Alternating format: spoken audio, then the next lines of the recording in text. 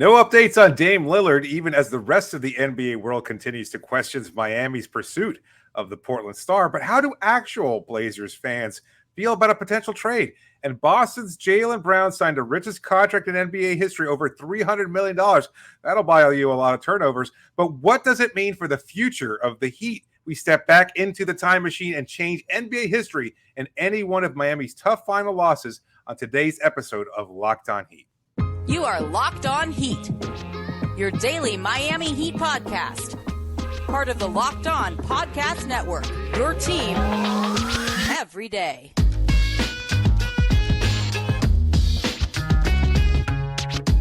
All right, welcome to Locked On Heat, your daily podcast on the Miami Heat. I'm Wes Goldberg here as always with David Ramil. However you're tuning in on YouTube, Odyssey, or your favorite podcast app, thanks so much for making Locked On Heat your first listen every day. Today's episode is brought to you by PrizePicks. First-time users can receive a 100% instant deposit match up to $100 with the promo code LOCKEDON.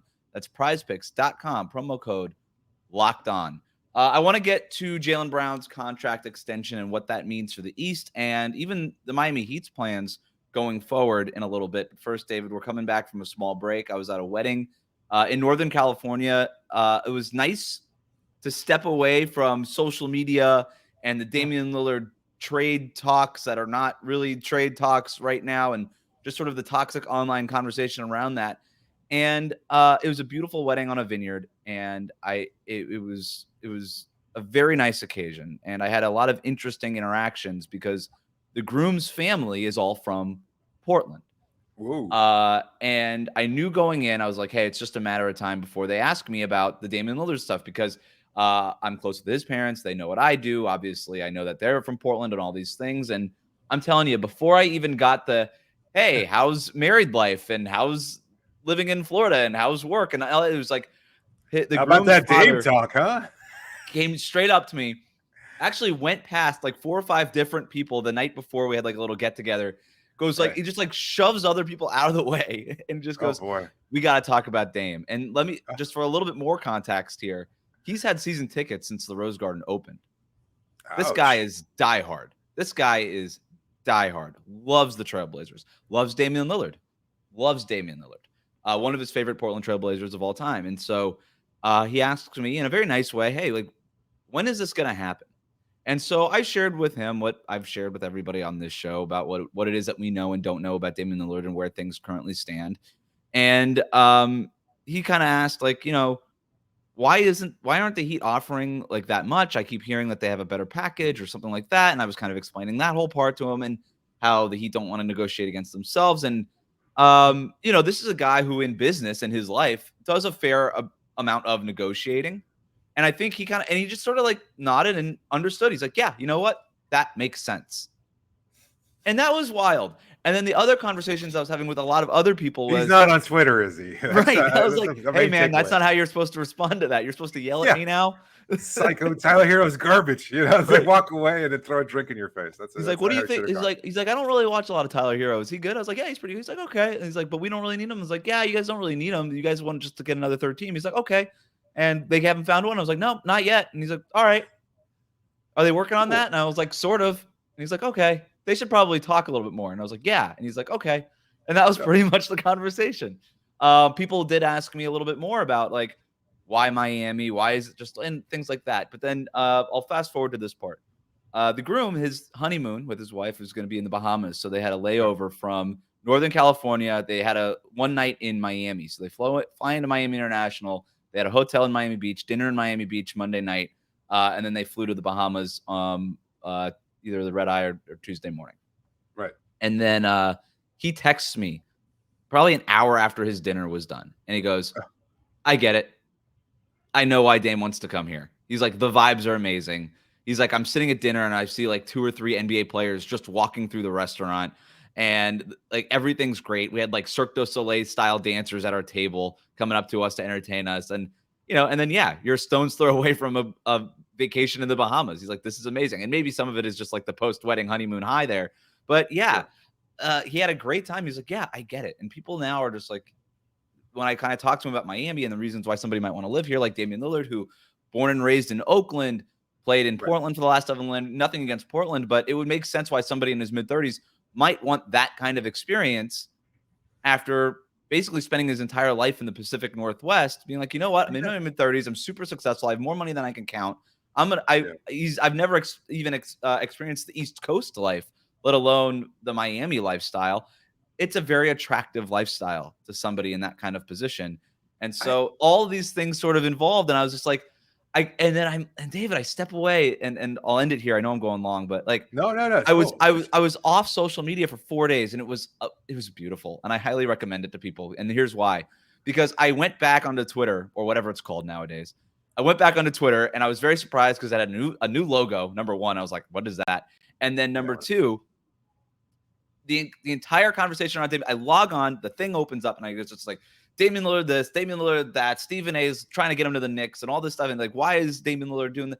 And I was like, nope, it's exactly where it was a week ago, the last time I logged on. And I just closed out Twitter again. And I was like, you know what? There's no reason to be on this thing. And if people can have more conversations in real life, not like, look, Twitter is going to be Twitter. It is just what it is. You're not going to change it as much as Elon Musk might want to try to change it. Like, it's not.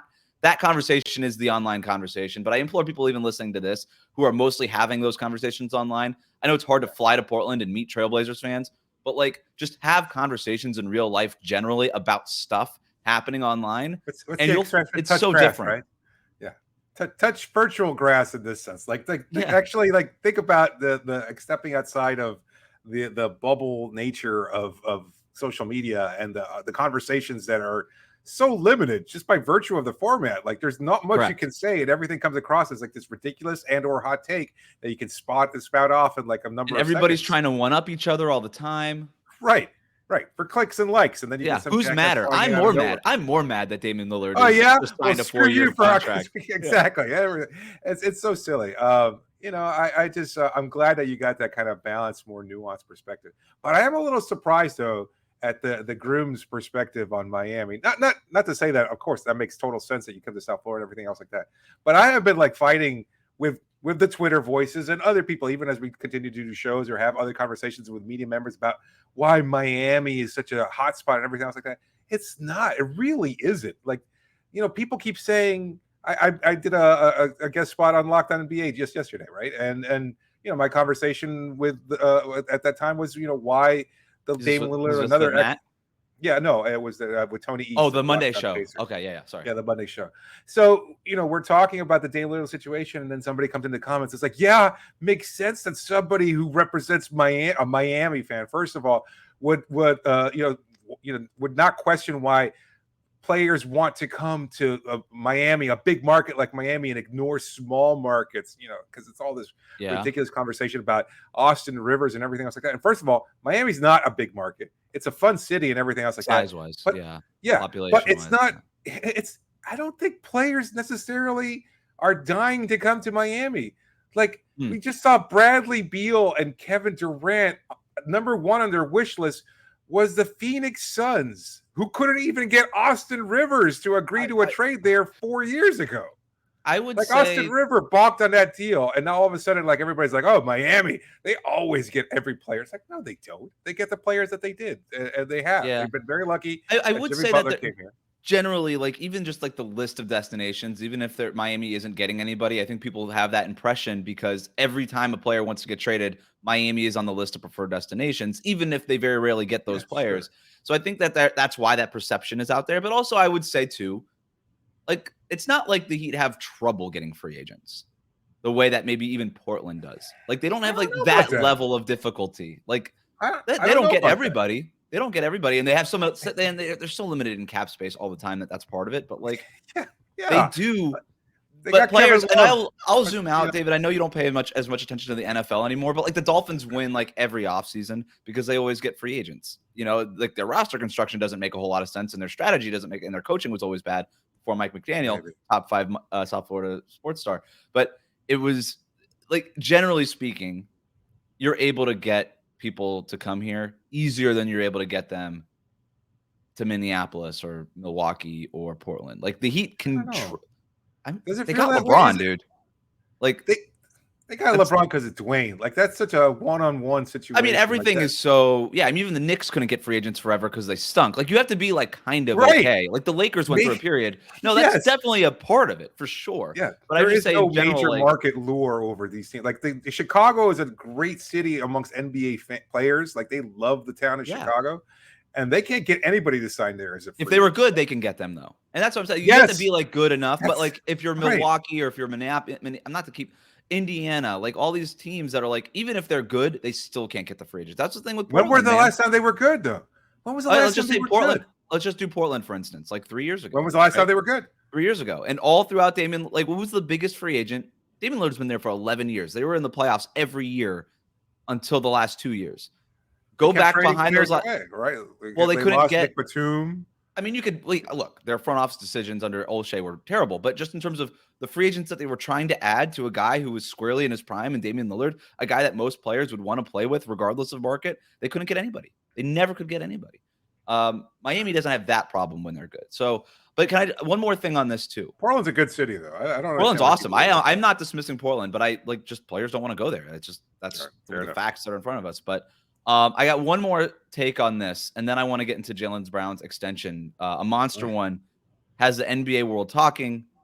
It could even impact the Miami Heat. We're going to talk about that next here. But first, a word from our sponsor. Today's episode is brought to you by PrizePicks, daily fantasy made easy. And that's exactly what it is. You just pick 2 to 6 players, and if they score more or less versus their PrizePicks projections, you can win up to 25 times your money on any one entry. It's no competing against other people. It's just you versus the projections. That's simple. How many rebounds the players will get? How many points they'll get on a given night? How many three-pointers made? So many different options to place a wager on. And you can do it on any number of sports because PrizePicks offers projections on anything you can imagine, from the NBA to the NFL, Major League Baseball, men's and women's college sports, Euro sports, disc golf, boxing, you name it, they've got you covered.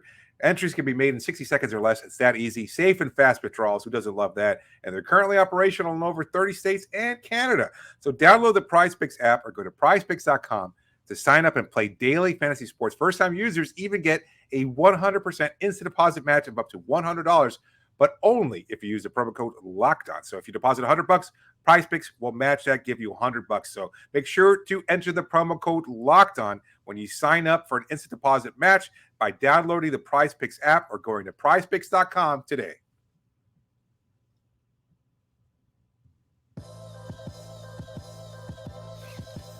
Thanks for making Locked On Heat your first listen every day. Are the Heat contenders, regardless of a Damian Lillard trade? We're going to answer that on tomorrow's episode. Make sure that you're subscribed on YouTube and on your favorite podcast app. Before we get to the Jaylen Brown extension, David, just one last thing that I found interesting. I realize that my entire experience is extremely anecdotal. Okay, I get that. It's basically one family of Portland Trailblazers. You weren't doing any reporting at the wedding? Come on. Yeah. I cannot tell you how many people wanted to talk to me about the Trailblazers thing, about Damian Lillard. It was. Did you write a column on it? I did not, and I thought I did think about it, but I thought I'd just talk about it on the show.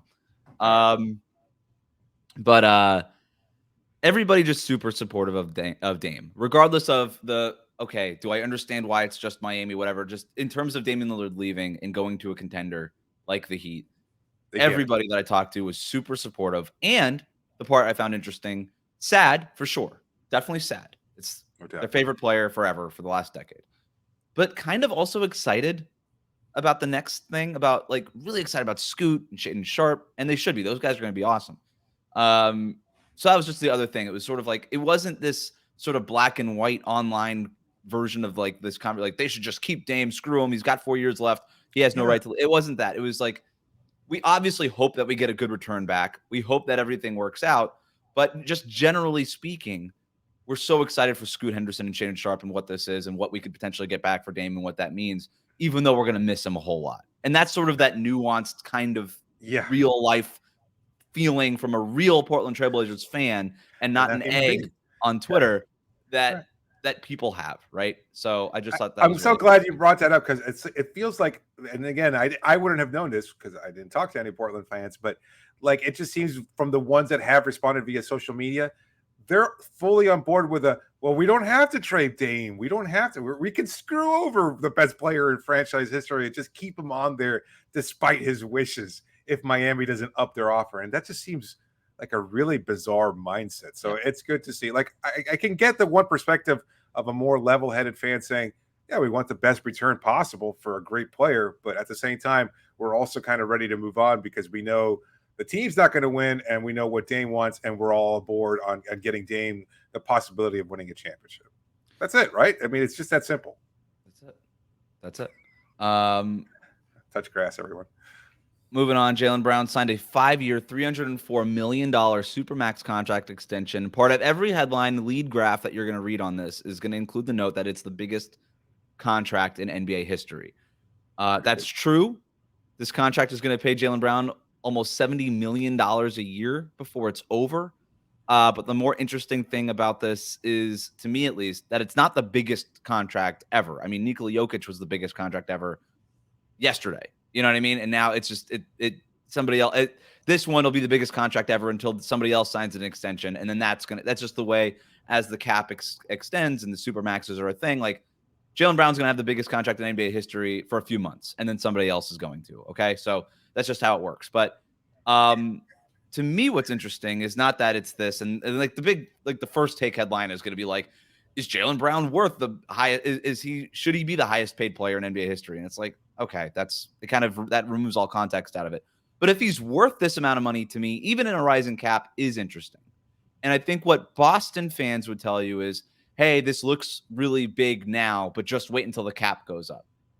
And I'm not saying that that's wrong. I think that's like partly that's right. And I think that's just sort of part of the business kind of calculus around what it is that the Celtics and Jaylen Brown agreed to here. But I also think it's a lot of money for Jaylen Brown, regardless of the rising cap. Like, this is a lot of money for a guy who is maybe even a little bit underrated based on how bad his conference finals were, but is also, it's kind of clear that he has a ceiling also, and it's something below like sort of that 1A kind of player. And if you look at, like, again, a guy like Nikola Jokic, who was previously the highest paid player in the NBA for the last 2 years, like, you could argue that his contract didn't pay him enough for his value on the Denver Nuggets, right? Where I think with Jaylen Brown, you're just hoping that he gets anywhere close to returning the value on investment here, right? Yeah. Good player, but like a lot of money. One more addition to that, like, I'm glad you mentioned that point about how, like, everybody, like, shakes their head at the size of these contracts. I'm old enough to remember when Larry Johnson signed his record-setting deal for $84 million. I just had to check it just to make sure I was right. You know how long that contract was for?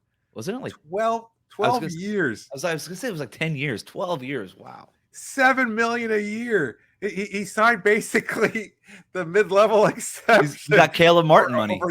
He got Caleb Martin for a decade, and everyone was like, wow, that is crazy. And of course, he wound up not even living up to the value of that contract because he had a number of back injuries. I'm sure Heat fans don't care about Larry Johnson because he was such a killer for the Knicks. But it's just, I remember when that deal was like, oh my God, he's getting too much money for everything. The amount of money doesn't bother me. Like, it's gonna even out. And again, I'm all for. So the money doesn't bother you? I think it's a lot of money. It's a lot of. I do. What else? I think it's a lot of money. I don't think. I think it's too much money for Jaylen Brown. I don't mind the amount of money. Period. And that's the whole thing. It's like somebody's gonna get it. Yeah, whether it's Tatum or Jimmy or somebody else, another star level player. For Jaylen, I mean, I think the Celtics are kind of tied to it. They had no choice but to pay him that money, or else risk losing him. And then return, as we're seeing with trades to Damian Lillard and James Harden and everything else, like, what would they get back in return that would be either of equal value that you could plug and play and continue leading towards the goal of a championship, or is it just a force you into resetting or rebuilding or something like that around Tatum and Kristaps Porzingis and whatever else you have left on the roster? So they stuck. Like, they had to make that decision. I don't know. I don't want to move off that. That's a really good point. I want to stay there for a second because Jaylen Brown, like kind of like Tyler Hero, always involved in trade rumors. Even just now, like, would the Celtics ever, like, hypothetically move him for Damian Lillard? And obviously they were never going to do that, and that was reported a month ago. But now that he's signed this extension, I don't see another team trading for him. And he's a good player, the kind of player that most teams would want. A two-way wing, young, tons of potential, great physical, traits and all these things. But this is so much money that if you're a team taking it on, number one, it's just hard to match that kind of salary, especially with the CBA kind of changes, not to get into all that, but just it is a little bit more difficult now than it was in the previous CBA. And like, do you really want to pay a player like that much money who's not going to be the best player on a championship team? He could be the number 2 player on a championship team. We already saw that. If you've gotten to the finals, you've proven you can win. Like, if you're there, you could win it. Just because you didn't doesn't mean you can't. And they obviously lost to the Warriors 2 years ago, and they were very close last year, Game 7 against the Heat. Right? Like, this is a team. Like, Jaylen Brown is good enough to be that number 2 guy, but it's just now the way that this impacts Miami is this is your rival now. It's Jason Tatum and Jaylen Brown. You're locked in, yeah. And every move that the Heat make, you do have to think about that. It doesn't have to be at the top of the list. It doesn't even have to be like number 5 on your list of things that you're thinking about.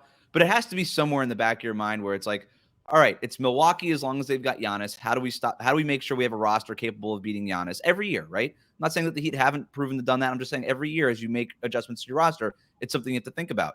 You have to think about Joel Embiid. You have to think about, obviously, Jason Tatum and Jaylen Brown now. And the Celtics and the Heat are obviously huge rivals based on the last 2 conference finals.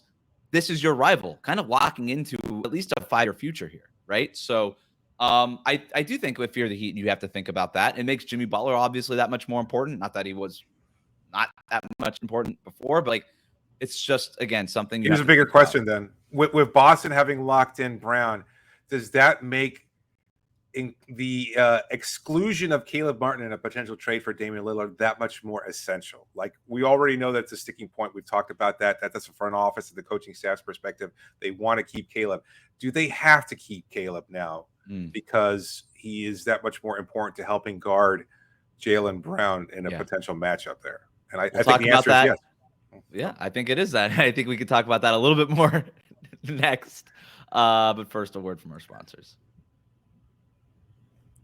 Today's episode is brought to you by FanDuel. Take your first swing at betting on Major League Baseball on FanDuel and get 10 times your first bet amount and bonus bets up to $200. That's right. Just bet $20 and you land $200 in bonus bets, whether you win or lose. That's $200 that you can spend betting on everything from the money line to the over-under to who you think is going to hit the first run on any given game, all on an app that's safe, secure, and super easy to use. Plus, when you win, you get paid instantly. Who doesn't love that? There's no better place to bet on Major League Baseball than FanDuel, America's #1 sportsbook. So sign up today. Visit FanDuel.com/lockedon, and you get up to $200 in bonus bets. That's FanDuel.com/lockedon. FanDuel, the official partner of Major League Baseball.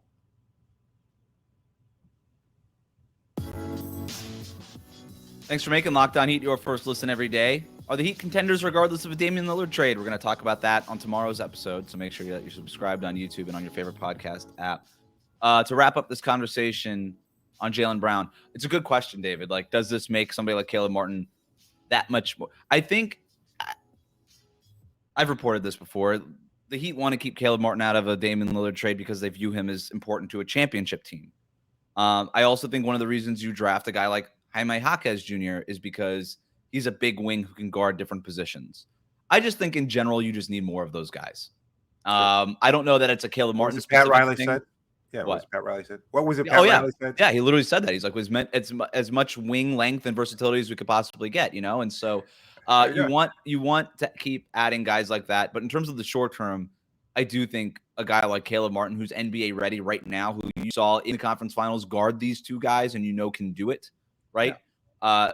It does make it that much more important in the short term. But to me, like this Jaylen Brown thing, long term, you want to make sure you always have a guy as Jaylen Brown and Jason Tatum continue to age basically into and out of their primes on these contracts. So interesting. I gotta say, I also love the addition of Josh Richardson. I'm former teammate of Tatum and Brown's, his addition. I from everything we remember about Josh, everything we saw or over the last couple of years, like the defensive prowess is still there. And just as another long wing player, like he doesn't have the same strength and physicality necessarily to shut those guys down, but he's so he's so smart with the ball, and I think he can do a lot. And essentially like poking the ball free, leading to turnovers and things like that. Between him and Jimmy and Caleb, like that's pretty strong wing defending core. It is. Yeah, it's stronger than it was last year, right? And to have a guy like Jaquez also potentially available who can, maybe give you some minutes in the regular season. All right. This is a game we call Championship Time Machine. Championship Time Machine. What's the best way to explain this? So the Heat have been to many finals. They've won many finals. They've also lost 4 finals. They've lost in 3 and 4 and 7. Yeah, 3 and 4. Yep. 2011, 2014, 2020, and 2023 are the championship, the NBA finals that the Heat have lost. So I thought it'd be interesting to just like go back and ask if you could get in a time machine and you could change history and the Heat can just miraculously win one of those championships. Which one would you go back and change, David? So let's just start right there. Right away, I can tell you it's Dr. Davis. For me, it would be 2020. I think the importance of that was so significant, and the bubble. The bubble era. Like the fact that that season had ended so prematurely in March. Of course, there was so much going on in the country between the social justice movement and protesting and COVID and everything else, that there was so much going on with that. And that look, I've got this, I don't know if you probably can't even see it. I've got a little frame picture of Jimmy Butler here. I just dropped it, of course, so I can't get it. But a picture of Jimmy Butler from the Orlando. But yeah, it's to me like, not only did I feel incredible joy at being able to cover the Orlando bubble and talk to these players via Zoom and everything else that it entailed, but it was just such a snapshot historical moment that I don't think NBA fans will be kind in its memory of the Orlando bubble. Like, we've all heard the Mickey talk, we've all heard everything else like that, but the bubble was such an incredible experience to cover, to witness, and for the players to be a part of. It seems like almost like another decade ago, another century ago, almost. It seems like a different life.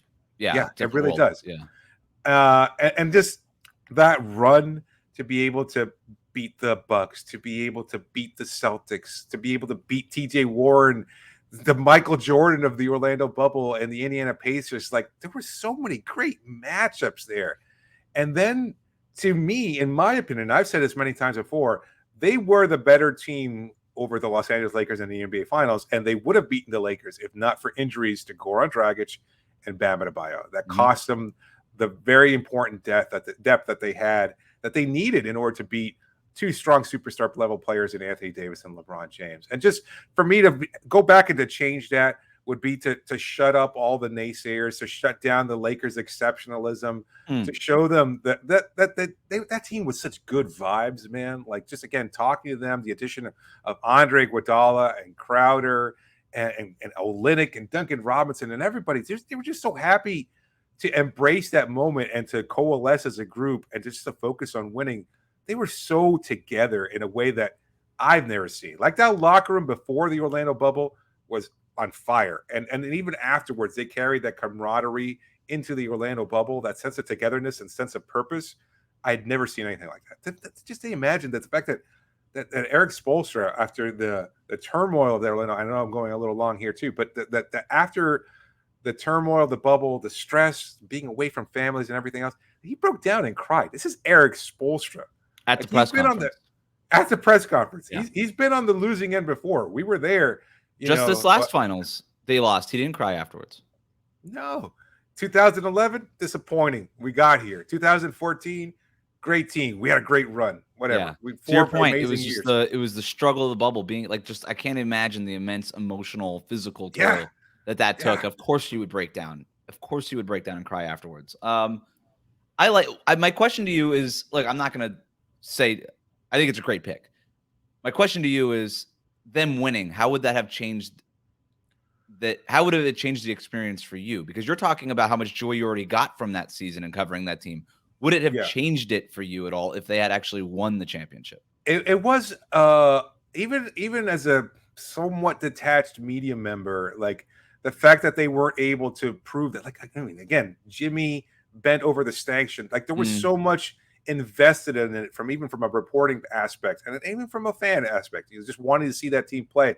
Like it would have been immensely rewarding on a personal level to be able to cover a championship level team that year. You know, again, with everything going on, like it was a tough week, even for me. Like I think I was like, you know, they lost.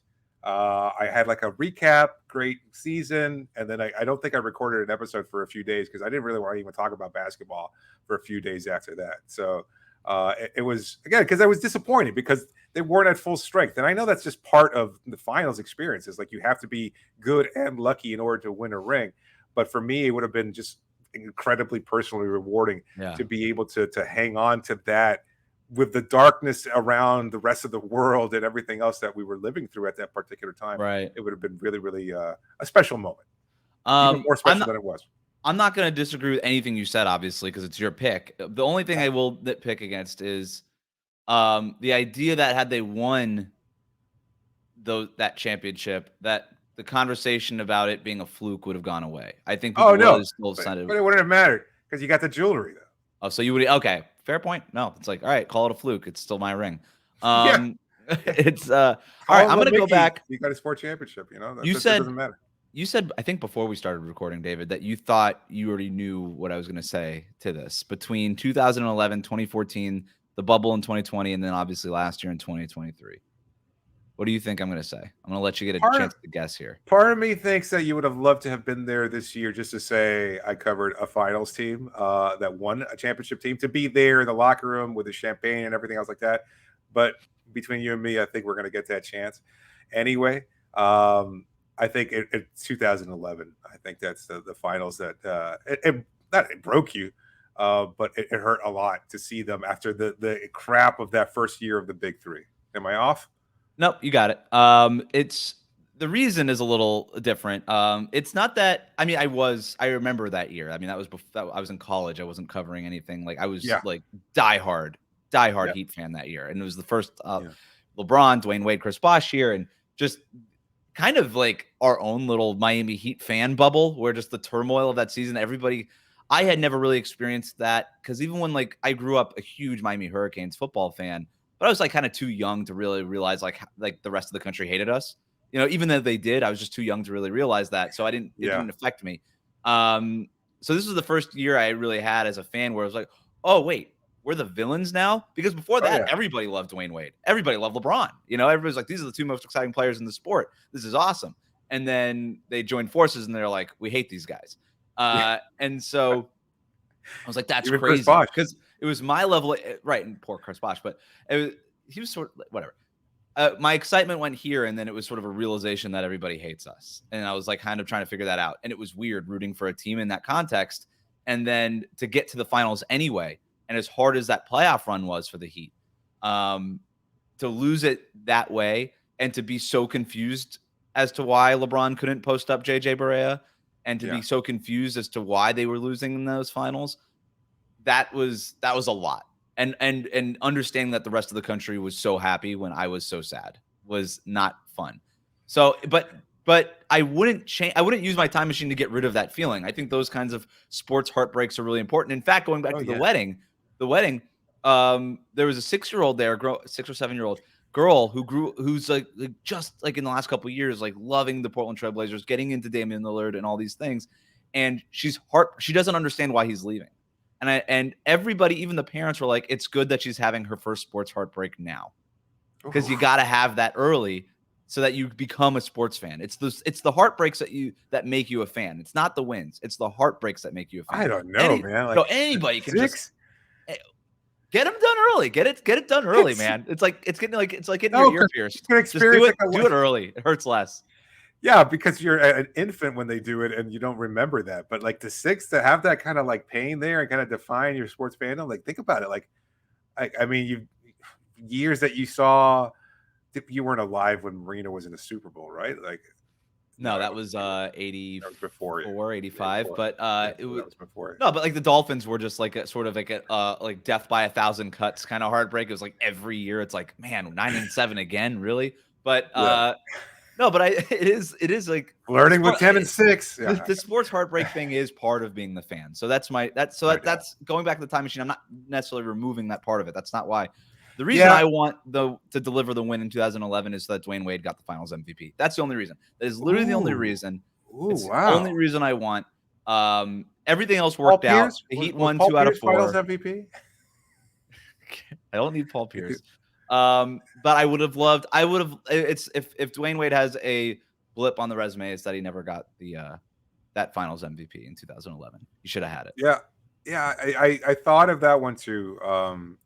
To me, like that was just like even at that point in time, like as a fan, right? Not watching from a media perspective, I didn't start covering for a few more seasons after that, but that one stung a lot because they had been through so much crap on a national scale, like that. And that it was confusing. They were the better team, right? So I think that was part of it, and that's why if we're Brian Cardinal, I mean the garbage man or whatever, the janitor, the custodian, whatever. Jason Kidd was their second best player, like a washed up Jason Kidd. You know what I mean? Like it was crazy. There's no way that Miami shouldn't have won that finals. And that's why I didn't even consider 2014 or 2023. By 2014, that Heat team was broken, ran out of gas, and the Spurs deserved that championship. Same, 100%. And that's totally fine. I got that one. And everybody by then, it was like the opposite of 2011. We were just all exhausted by it. Even as that was why I didn't go 2011 is because I knew what that spurred. No, bad word. That led to 2 years of the most amazing basketball that I've ever seen. Right. Especially the next 2 seasons, the shortened season, and then the 66 and 16 the following year, the 27-game win streak, etc. Like that was. There's that story of Spo in his office, red-eyed. David Fizdale walks in, and Spo's like, "This is never going to happen again," and that really did change like the pace and space Miami Heat and the whole thing. And he goes to Oregon and visits Chip Kelly, and he's like, I'm going to learn how to do a read option in the NBA or whatever. And then, all that kind of stuff. Obviously, like I want to go in the time machine. I want to get Dwayne Wade as MVP. I don't want JJ Barea to have the championship. I do like that Dirk has a championship. I just hate that it was that one. I would have rather have come in like in 2010 or something like different. Oh yeah. Go beat the Magic. Who cares? Yeah, exactly. 2014, I care. And even in 2023, I really didn't even consider it. And people might come after. The Denver Nuggets were the better basketball team, and it just hurts less when you lose to the better team. You could just be like, yeah, that team was just better. That guy is the best player in the NBA. He's the best in the world.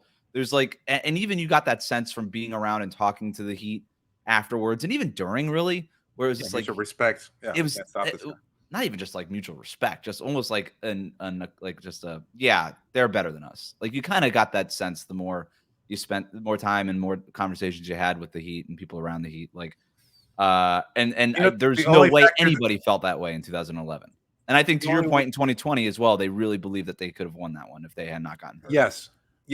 Yeah, that was such an emotional time. At 2023, the only reason why is because you never know, even with Dame, like as much as I think that might lead to a championship for Miami, like that's no guarantee. You never know if you're going to be back there. I mean, we might mention it. 84, Dan Marino, like the guy was. Oh, way to bring that one again. Yeah, dude. Point taken. We don't have to bring it up. Got it. The hurt is real. The hurt's still real. You never know. Second year in the league, Dan Marino goes to the Super Bowl and then just doesn't again. Just unbelievable. So much has to be like it does. So much has to go right. You have to have a defense. This is what happened this past year in the NBA. You got That's why this past year felt like if you're going to give it consideration, like a one that you'd want to erase, like so much went so well for Miami this past run. Like between the play-in, the Magic at the end of the game against Chicago. Jimmy's run against the Bucks, like eviscerating the Knicks, beating the Celtics in Game 7. It's kind of similar to the question I asked you about 2020, though. Like, I don't know that my experience changes that much. If they beat Denver, I still thoroughly love that playoff run. Like, beating Boston in Game 7, like all that kind of stuff was so awesome. That I'm kind of okay. I'm okay with them having lost in the finals. I really am. It doesn't bother me. Like knowing that Denver deserved it and that Miami deserved to get to the finals, but I don't think deserved to win the championship. I thought Denver deserved it in more than Miami did. I just thought they were flatly better. And it's easy for me to accept that. And I still it doesn't take away that playoff run, right? You still beat the Knicks. You still beat the Celtics. You still kind of broke the Celtics in a way where they decided they had to trade Marcus Smart and make these wholesale changes. You were from play-in team. You beat the Bucks in the first round and got them to fire their coach and all these things. History. They rampaged. They destroyed their rivals in the playoffs, and they still did. And then they lost to the best team in the NBA. So it doesn't take anything away from me. That would have been nice, though. It would. Obviously, I'm not. Yeah, it would have been great, and obviously, it would have been great to have to covered that team. But to be in that locker room, champagne everywhere like that, that would have been a joy. It would have been cool. Yeah, maybe Matt Moore doesn't deserve that. Oh, Anna Morris doesn't deserve that. I mean, come on. We deserve this. We do. Thanks for making Locked On Heat your first listen every day. Are the Heat contenders, regardless of a Damian Lillard trade? No matter what, will they end up having that champagne path? We'll talk about that on tomorrow's episode. Hit that subscribe button on YouTube. Follow us on your favorite podcast app. And David, thanks for joining me. You got it, Wes.